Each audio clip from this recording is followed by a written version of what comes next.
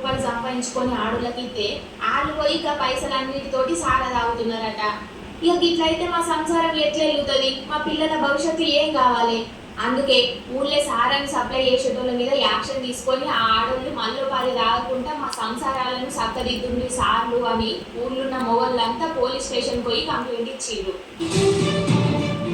ఇది ముచ్చట వైరల్ అయ్యే వరకు అమ్మ బాబోయ్ ఇదేంటయ్యో ఇది, మొగోళ్ళు తాగತ್ತೆ పోలీస్ టౌన్లో పోయిన ఆడోళ్ళని చూసినాం కానీ మొగోళ్ళే పోలీస్ స్టేషన్ పోయిందంటే పాపం ఇంట్లో ఉన్న ఆడోళ్ళు బగ్గదా ఇది అన్నలను ఎంత టార్చర్ పెట్టిందో ఏమో పోండి.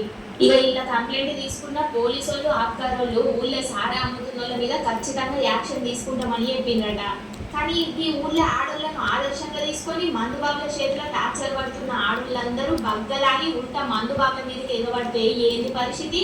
ఇంకేముంటది, అందరి మొగళ్ళ పరిస్థితి కూడా అదేదో సినిమాల బ్రహ్మానందం పరిస్థితి అవుతుందని అంటున్నారు ఇది ఉట్టున్నోళ్ళు. చూసిండ్రు కదా మందుబాబులు, మీ ఇంట్లో ఉన్న ఆడోళ్ళు ఈ వార్త చూస్తే మీ పరిస్థితి ఏంటో మరి జర పైలం మరి ఏమంటున్నావు?